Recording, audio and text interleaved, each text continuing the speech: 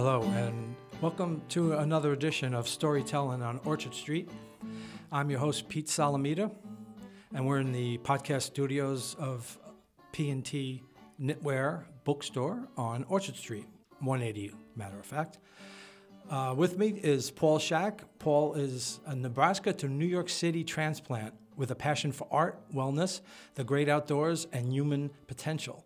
Paul is a theater director, a cross-country cyclist, a yogi, and a very nice guy. And Paul, welcome to the show. Yeah, thanks so much for having me, Pete. Oops, I always do that. I forgot to unmute you. Try it again. Thanks so much for having me, Pete. I'm really excited to be here and to chat. I always love talking with you. So can you prove all of these? Like, can you prove that you're a very nice guy? I mean, that's a lot to put in a bio. I would probably have to give like character references and ask a few people. Right. Hopefully you can attest to. Well, we my, worked together, and I politeness. found you to be a nice guy. So we'll say yes. At least one person Right. out of the poll. Yeah. So that's our background. Is Paul and I both worked in a coffee shop together a couple years ago, right? Totally, at Hungry Ghost. Pre-pandemic. And even during for a little Right. while as well. Yes. No, I left. I got kicked home. I got kicked out. Oh, I got you. Well, no, I mean, the pandemic had started, but when the city shut down, I was asked if I wanted to go home, and I said, sure. That sounds nice. I Take a think few you months still off. worked. Yeah. I did. You know, I made more money. I shouldn't say that, but I made more money being home. It was really weird. That's what was all my roommates were telling me, which was a little bit of a bummer, but kept me from going crazy to have something to do. So the show's called Storytelling on Orchard Street, and I put a poetry book out, and for the most part, I've had mostly poets, a writer of other things, but I called it storytelling because I wanted to be able to have different types of storytelling. As a matter of fact, in one of the recent episodes, I had a friend who's actually a storyteller. He goes out and tells stories. It's really funny. And just earlier, before you were here, I had a musician, so it's type of storytelling. So we're going to talk a lot about how you tell stories through theater, right? Absolutely. Okay. But I want to start off because it's really interesting to me. Was it last summer that you went on the bike trip? Yep, just this last summer. Right. And you went across country. Yep, By I rode yourself. from Astoria, Oregon to Astoria, New York, all by myself. Over Did about you 55 start in days. Astoria so you can say you went from Astoria to Astoria, or it just happened to work out that way? I thought those would be good bookends. Right. I can't believe that you did that by yourself. It's incredible. So you have some stories from that, I imagine. Absolutely. I went by myself because I couldn't find anybody crazy enough to go with me, Right. to take a few months off and do the thing. For really, the story I want to share was how I got the idea to do this journey, Okay. Which was a really scary thing that I had kind of dreamt about for a little while, but had not put any effort into it. I was on a hike with a couple friends in Colorado, and we were climbing up this tall mountain. It was really hard. When we're was this? sweating. This was a few summers ago, maybe Okay. 2 or 3 years. So you do a lot of hiking too, in addition to biking. Oh, I love Hiking being and biking. outdoors, Right, anything okay, for an right. adventure. Right. And we got to the top of the mountain, and there's this really old guy, probably 85 at least, just sitting on top of the mountain in a tie-dye shirt, huge beard. And he says, young men, welcome to the top of the mountain. And he says, look at me, I climbed this mountain. Think about what you can do. And it just kind of blew my mind for a moment, like the potential that was within me and with everybody. And I decided I should chase this dream that I had. Right. Okay. And the dream was to explore the country? Absolutely. Right. To just go on an adventure and prove to yourself that you can do magnificent things. You Right. have that ability within you if you just put a little effort into it every day. So if I remember correctly, when we talked about it, it didn't always go smoothly, the trip. Tell me about some of the mishaps. The first 3 days, like from the first hour I began my journey, it rained. It didn't stop raining for more than maybe 30 minutes the whole time. And being up in the Northwest and up in the mountains up there, it was freezing. Right. And I wasn't prepared to carry the weight that I was carrying or to do all these long miles. I was still getting prepared.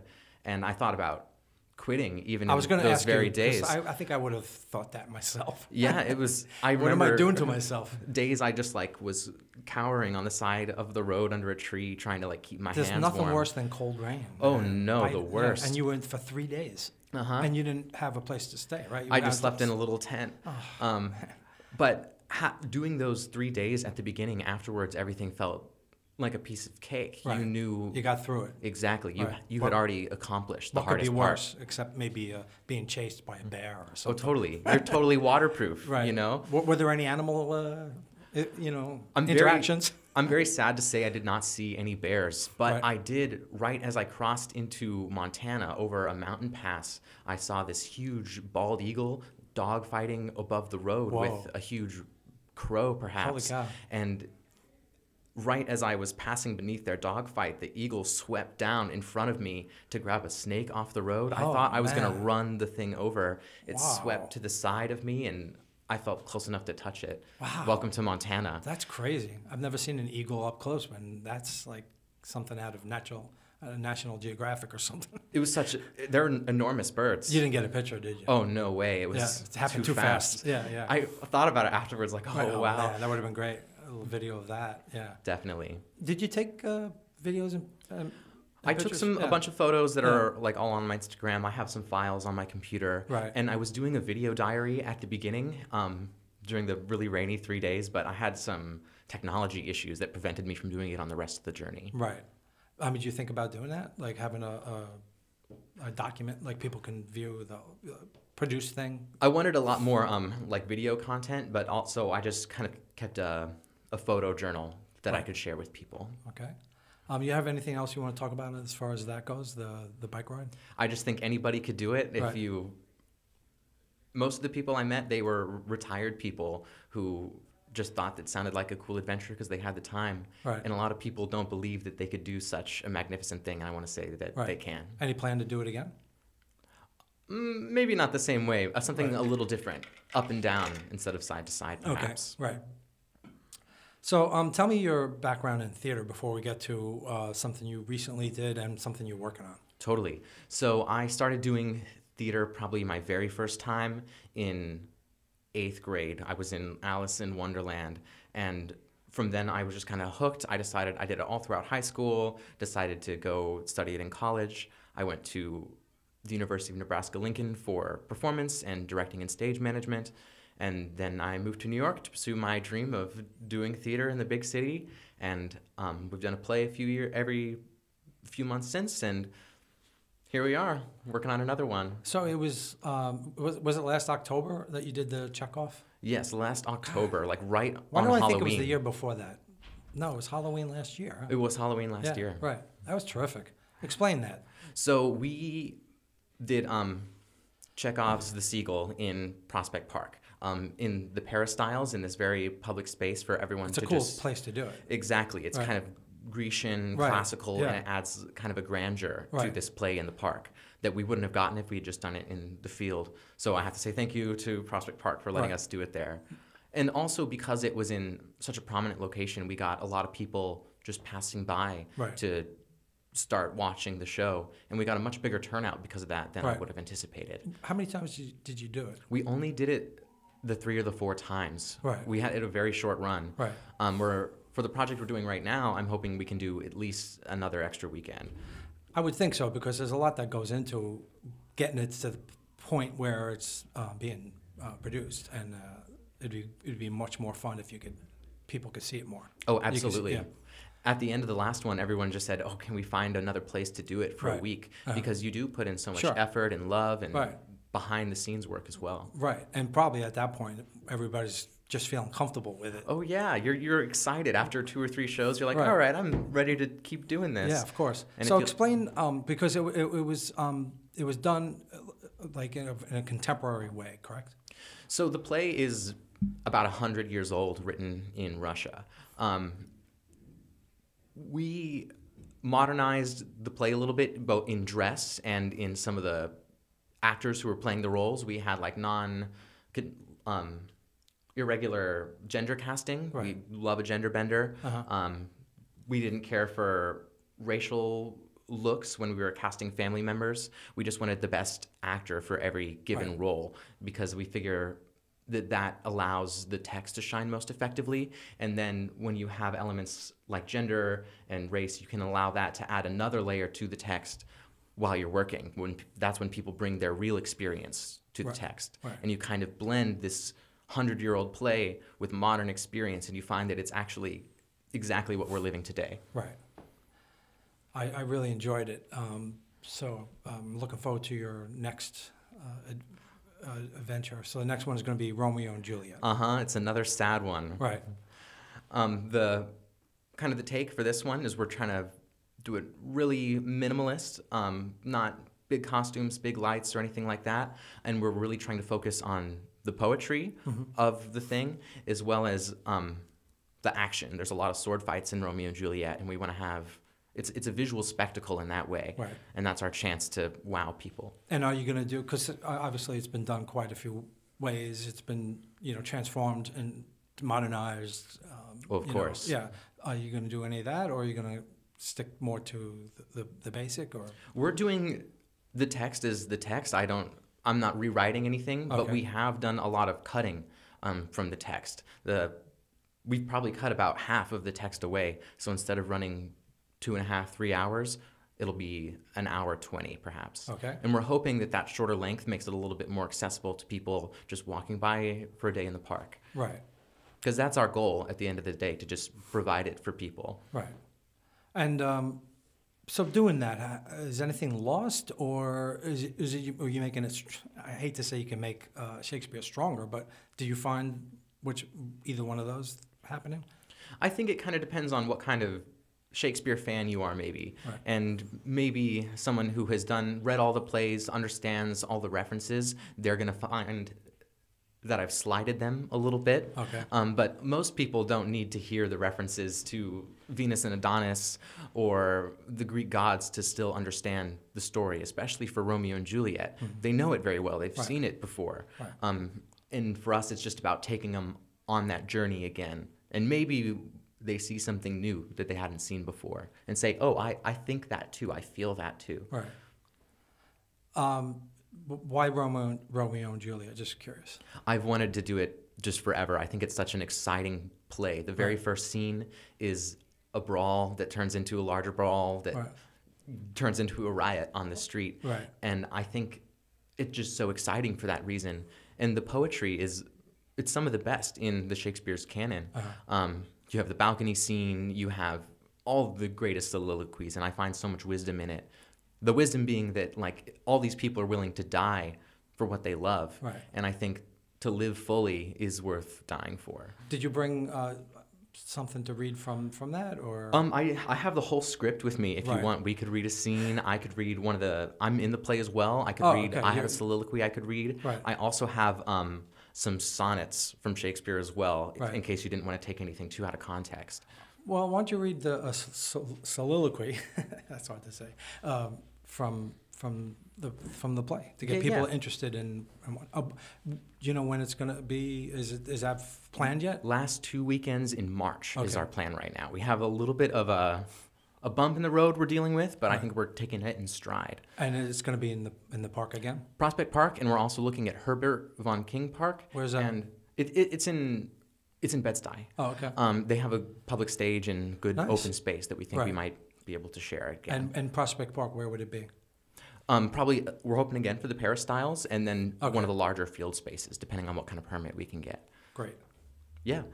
So this bit that I'm going to read right now is right before the scene where Romeo meets Juliet. Romeo is in a daze of melancholy self-loathing over the last girl that he was infatuated with, and his friend Mercutio is just trying to be a little crazy and in his face to show him that he's being a little foolish. Okay. And that his dreams he should pay them no mind and just live his life. Right. I'll just read it. Oh, then I see Queen Mab hath been with you. She is the fairy's midwife, and she comes in shape no bigger than an agate stone on the forefinger of an alderman. Her chariot is an empty hazelnut made by the joiner squirrel or old grub. Her wagoner a small gray-coated gnat, not so big as a round little worm. And in this state she gallops night by night through lovers' brains, and then they dream of love, or ladies' lips who strayed on kisses dream. Sometimes she driveth over a soldier's neck, and then dreams he of cutting foreign throats. of breaches, ambuscados, Spanish blades, of healths 5 fathoms deep, and then anon drums in his ear, at which he starts and wakes, and being thus frightened swears a prayer too and sleeps again. This is that very mab that plaits the manes of the horses in the night and bakes the elf locks in foul sluttish hairs, which once untangled, much misfortune bodes. This is the hag, when maids lie on their backs, that presses them and learns them first to bear, making them women of good carriage. This is she. True, I talk of nothing, I talk of dreams, which are the children of an idle brain, begot of nothing but vain fantasy, which is as thin of substance as the air and more inconstant than the wind. Great. Nice reading. Thanks. Oh, thank you. Yeah. So you're going to be in this one, because the last one was you were just directing, right? Absolutely. Right. I haven't been in a play in a while, and I love Shakespeare, and I'm producing the project, so I figured I'll give myself a small role. Right. And I get a sword fight a little bit. Am I wrong that you directed the last one, right? Yep, I directed the last one. Are you directing this one as well? Indeed. Right. I have some help on the directing team this time because I don't have... My ego's not so big to think that I also should direct myself. I think an outside eye is important. Right, I was going to ask about that. It would be hard not to... Oh, definitely. Yeah. Maybe someone has that kind of outside visualization, but I like the opinions of others. And how big of a role do you have? It's one of Romeo's friends. Okay. So I die like halfway through the play anyway, which really is kind of the straw that breaks the camel's back, because after Mercutio's death, everyone starts dying pretty much. Is it fun dying on stage? Oh, it's super. Well, it's leading up to the death is the more fun part, because you're in the midst of combat and you're like hating this person, and then you're having a great time, and before you know it, you've been stabbed. Because I can't think of anything else more dramatic for an actor to do, but be murdered and die. Everyone loves to die on stage. Right. Yeah. The key, we've all seen, I don't know, in Hamlet, there's the moment where Polonius is stabbed by Hamlet, and he has to say, "I am slain." Right. And I've seen so many actors try to do that scene and just like deal with that line. Right. It's such a fun acting problem. And it must be hard to do without hamming it up a little bit. Exactly, because you don't want to ham it up too much, but you also want to give it a true feeling. Like Shakespeare wrote this. This is what this person has exclaimed in their dying moment. So if it's going to be done at the end of March, you must be pretty far into it. Oh, yeah. It's getting to be crunch time. We're starting to incorporate all our elements and doing runs instead of just unit work. And costuming and staging, props and all that. How much of that is there? We're doing modern dress, kind of trying with like a classical affectation, perhaps a sash or like frills around the collar. And who's doing that? Two of the actors in the show are collaborating on the costumes. Okay. Jordan and Charlie Watley and Lillian Bornstein. Okay. How many people are involved in this? We have about 10 people working on the project. Okay. Keeping it really small. Right. And so that's going to be 10 even the day of the performance. Yep. Oh. Multiple roles for some people? Everyone is playing more than one role, except Romeo. Romeo is the only one who gets away with just one character. Right. Not Juliet? Nope, Juliet has to play 2 characters as well. Right. Some people have to play as many as 3 people with different lines. How do you do that with a big role like Juliet? How do you not break see the actors Absolutely. in something, another role? How do you get around that? Normally, I would be a little hesitant to give this main character a secondary role, because you might think of them a little differently the second time you see them. But the first time you see them, they are in a very small bit role who never comes back again, and they're kind of in the background in one of the fights. So we figure we can stick a sword in Juliet's hand, put a big hat on her head, and no one will know the difference, because we're hoping to transform her when you see her for the first time. Got it. What drives you to do this? I'm just curious. I mean, I know you love theater, but it's a big, a lot of energy and time, right? Absolutely. I really love finding myself in the rehearsal room and working on plays with people. I think I learn so much about existing and being a human in those moments, because it's a chance to experiment with reality a little bit, and you can say, whoa, what's this? What does this hug mean? What is this feeling? Why did this person do this way? And by combining our thoughts, we make our existence richer, and we can see the world more clearly. Right. And hopefully my goal when I do plays is to make people feel just a little less alone. They see other people having the experiences that they have. And how much time have you spent so far on this? Like, when did you start the project? We probably started working on this play in February. Okay. So we're doing a really long process on this one. So, only meeting so once the other one was in October. So from October to February, were you planning it, or you just you needed a break and you just took a couple months and then you decided to say, I'm going to work on something else? Yeah, I needed some time. I went on the bike ride. Right. Have to kind of decide what it looks like, find people to work on it with. Right. But once you ask people to start showing up, it happens really fast. Right. You kind of you give it away to everybody and they take part of it. And where did you find the actors? Some of them are people I know already or friends of friends. That's Right. the best way to work, I think, because you have more familiarity and some shared experience. Right. But the rest of the people on the team, we posted a casting call and we had auditions. Do you ever attempt writing plays? I have a project that I kind of work on and off on a little bit. It is kind of a monologue poem movement piece. It's hard to describe, but I'm trying to just show these 4 lives side by side by side by side happening simultaneously, and the ways we kind of touch each other's lives, sometimes in really big ways, sometimes in small ways. Mm-hmm. And I want it to say that those experiences where you're touching each other's lives are the most important things, and really frame it in mortality. The very beginning, Death comes out and he sings a song about living and dying and how he's always on your shoulder. And then it opens with everyone kind of beginning their day and introducing what kind of person they are. Okay. Well, it sounds like you got a good start to something. It takes a lot of work. Oh, yeah. I bet it would. Because, it takes a lot of work to even take a play that's already been done and produce it. True. But then to be from the ground up. I've always thought my skill as a theater maker were to help other people tell their stories, to help actors have a more authentic performance, or to help a writer's work come to life. But everyone is telling me that maybe I should try and produce some of that thing that comes to life. Right. So I've been trying. Yeah. So if money and time was not an object, what would you do? Oh, I'd ride my bike around and write plays all day. No, but I mean in theater. Oh, I love producing these classics. I really have to say, doing Chekhov and doing Shakespeare, and I think showing it to people in a fun, accessible way is great. Little children, when they see Shakespeare in the park, they love it, even if they've never seen it before. And I think it's such a magical thing. Well, there's nothing like seeing art being produced right then and there. Oh, yeah. And it's not the same as a movie, and it's not the same as reading it, so. I love movies. I respect all my friends a lot who work in the film industry. It's not something I have ever wanted to do, because I think that in the moment connection where I'm on stage or you're singing a song, it's so important. Right. Especially today when there's more and more technology between us. Right.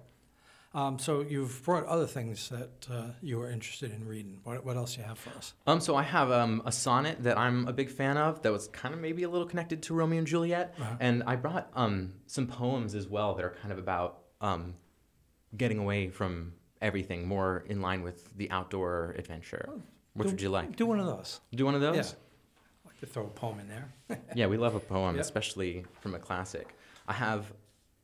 Well, I'll start with a quote, actually, that kind of sums up the experience I have, and also kind of high art moments when you have a really beautiful moment at the theater or at a concert, and then you have to come back home again. The quote is from René Dumas. "You cannot stay on the summit forever. You have to come down again. So why bother in the first place? Just this, what above knows what is below, and what is below does not know what is above. One climbs, one sees. One descends, one sees no longer, but one has seen. There is an art of conducting oneself in the lower regions by the memory of what one saw higher up. When one can no longer see, one can at least still know." Great. Okay, and the other one is The Tables Turn by Williams Wordsworth, and it's about How, that quote. Just curious. how did I find it? Well, how'd you find it, and how does it relate to what you're doing? Does it? So I found it written on the wall in this like church hostel that I had stayed on. Did you send it to me? Because it sounded familiar. I did send you that. Okay. Right. On my longest day, I did like 140 miles. I rolled in and I was very sore in my body. Right. And I just started reading all the quotes on the walls from all the other cyclists on the way. And this one really stuck with me. That was on the wall? This was just written on the wall. Wow. And you go to the top of the mountain and it's beautiful. Right. But you can't stay there. You can't live on top of the mountain. Right. And you go to a concert because it's a wonderful experience and you love the music and you have a great time. But you can't be there all the time. You have to go home and wash your dishes. Right. You have to change your socks. Right. But that doesn't mean you don't still have that experience with you. Your world is bigger. Your bar is higher. True. Right. And at the same time, your world is bigger, but it's also smaller because it's more familiar. Yeah, I think anything you do to put yourself out there is that. Oh, yeah. Right? Absolutely. I mean, even what we're doing right now. Yeah. And then we come home and we can compare the rest of our experiences to it because we've gone to the mountaintop. And sometimes you have to force yourself to do those things, too. Absolutely. I've found that a lot last year for me personally because I got out of, this stuck place and I put a book out and started going to poetry readings and then been asked to do things. And a lot of times things that made me really uncomfortable and question whether I should be doing that or if I'm good enough to do it. Every time I do this, I think that, this just kind of fell in my lap. And I saw this opportunity was available and I took it. And every time I do it, it feels like a challenge. But it feels good that I do it. Absolutely. Yeah. Because you grow. Yeah, definitely. And I make these kind of connections. It's really cool. And your world is more familiar and more smaller. Yeah. All right. I like that quote. I'm going to save it. Oh, yeah. Make sure. If you need it again, I'll send it. Yeah. So what else would you like to read? This other one. Okay.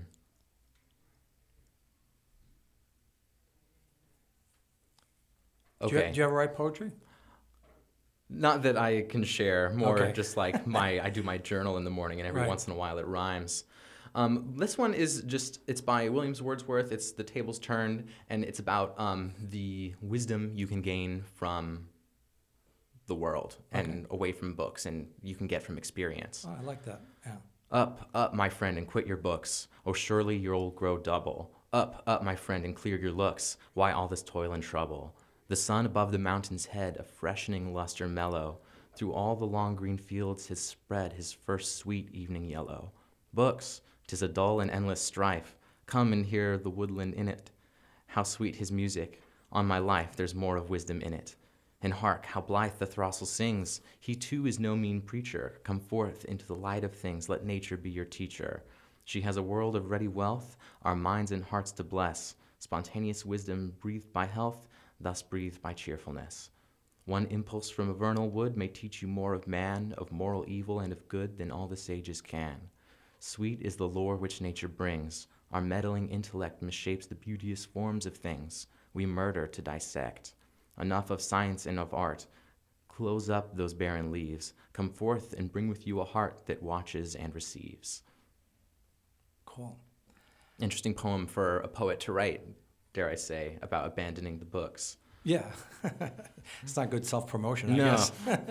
But there's a point to that. I mean, it's just, you can go experience things and write while you're doing it. Absolutely. So I think experience and other things is going to help you write or help you in theater, There's this quote from a Walt Whitman poem, and he says something along the lines of, I believe all heroic deeds and free poems were conceived in the open air. Right.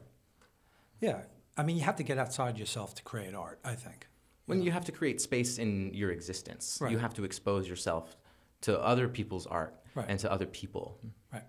On that note, exposing yourself to other people's art, I usually like to read one or two things too. Please. Okay. I love your poems. Thanks. I'll see which one. I kind of like this one. I'm going to read this one. It kind of goes to some degree with what we're talking about. It's called So Damn Human. He spoke through his long fingers, touching buttons on a keyboard in syncopated rhythms, ideas flowing quickly, recorded for prosperity, living forever in the digital. There was a time when speaking became difficult. No one knew what he hid inside of himself. They made judgments in the garbled sounds expressed in frustration because no one would listen. When words of life take on a different meaning, and without technology become less important, just another outcast set aside like they never existed. So my friend, don't question your place in the world. What you say with each stroke provides something that would otherwise be missing, and proof that the character of man is more important than the frailty that makes us so damn human. That's I got this idea actually riding my bicycle in Prospect Park, and I'm not sure what the connection was to the bike ride, but it was just my imagination of somebody who has all his life had trouble communicating and being in society, and then found that through technology he could create connections. Absolutely. So that's what that was kind of about. I'm not sure where it came from, but I think it is a beautiful poem because it illustrates like the value of that connection for many people and its ability to bring us closer. Because sometimes we think, yeah, technology is weird because it can create space, but it also there is that aspect of it, like what we're doing now, that can also bring people together or give people an opportunity to express themselves when they wouldn't normally have that opportunity. Absolutely. Right. Yeah. Words are the same way. You can use your words to make it easier for people to communicate, or you can shut people down. Right. So we don't have a whole lot of time left. What's really important that you brought that you want to make sure you get to read? Our play is March. It's the last 2 weekends of March and the very first day in April. Okay, so how can people keep in touch with you? If they go to my Instagram, which is just Paul Schack, Paulschack, we're going to start posting photos and promotional material for our play, as well as put some links up where people can find more information. Right, but there's more time. I mean, I meant there was enough time for you to read something. Okay. If you have something else that you brought with you that really which speaks to you and you want to make sure you get it on the show. I'm a Shakespeare fan, and I'd love to just read another little bit of Shakespeare bit for you. This is a sonnet. I hope you've heard it before. It's one of my favorites. This is sonnet number 29, and it is it's kind of another mountaintop poem about remembering something that was beautiful before, even when you're not in that wonderful place. Right. When in disgrace with fortune in men's eyes, I all alone beweep my outcast state, and trouble deaf heaven with my bootless cries, and look upon myself and curse my fate, wishing me like to one more rich in hope, featured like him with friends possessed, desiring this man's art and that man's scope, with what I most enjoy contented least. Yet in these thoughts myself almost despising, haply I think on thee, and then my state, like to the lark at break of day arising from sullen earth, sings hymns at heaven's gate. For thy sweet love remembered such wealth brings, that then I scorn to change my state with kings. Cool. So I guess you've, throughout your life, I mean, is this something still important to you, or like Shakespeare and things like that was something in your education in college, or did you continue delving into it? I was exposed to it in school, of course. Right. First time I read Shakespeare, I was like, what is this nonsense? I don't really want to read it. But I think I was fortunate enough to have enough interactions with it that I got past the unfamiliarity, and I started to see kind of the wonder and the beauty of the text and the poetry and the iambic pentameter. Right. He's the bard. And there are a lot of other brilliant classical and contemporary writers. I really like this one. Well, that's great. I mean, and there's a lot to study there anyway. Oh, absolutely. You could just study Shakespeare and probably not run out of time. A lot of people do. Right. So you did Chekhov, and now you're doing Shakespeare. Is there any other writer that you would consider producing a play about, to do one of their plays? Well, I really love really contemporary work as well, like Uber Weird. I'm a huge fan of the works of Sarah Kane, who is a deceased playwright, but her works are very avant-garde and sometimes very formless. What time period was she writing? Recently, within the last 30 years at least. Right. Some people say contemporary is only within the last 10 years or so, but her plays are just when so you compare influential. It to Shakespeare and Chekhov. Oh, absolutely. Yeah. Right. And then I also love an adaptation of a classic play. Right. The works of Aaron Posner, he adapts Chekhov plays and he puts them in, he rewrites characters or he rewrites scenes and puts new twists on them, so you see it in a much different context than it's originally presented. Cool. They swear, they dance, they Right. watch TV, Right. that kind of thing. Do you go out to see a lot of plays yourself? You know. I try and go to my friends' plays whenever they're having them up. I just saw On Set with Theta Bara, which by my friend Joey, it was fantastic, Cool. at the Brick Theater, Right. which maybe is still running. All right. So, any parting words of wisdom you'd like to share with the listeners? Well, I would just love to thank you Yeah. for having me on here, and believe in yourself and chase those dreams, go to those mountaintops. Cool. I don't know if I'll do the cross-country bike ride like you did, but maybe I'll do a shorter one. Oh, yeah, across state. Yeah. So, thank you, Paul Schack. This has been Storytelling on Orchard Street. Do try to go out to Prospect Park at the end of March and see Paul's play. And Paul, again, thank you for being on the show, and it's always a pleasure to hang out and talk with you. Storytelling on Orchard Street and P&T Knitwear Bookstore Podcast Studio. Thank you all for listening, and enjoy the rest of whatever time of the day you are enjoying this. Bye-bye.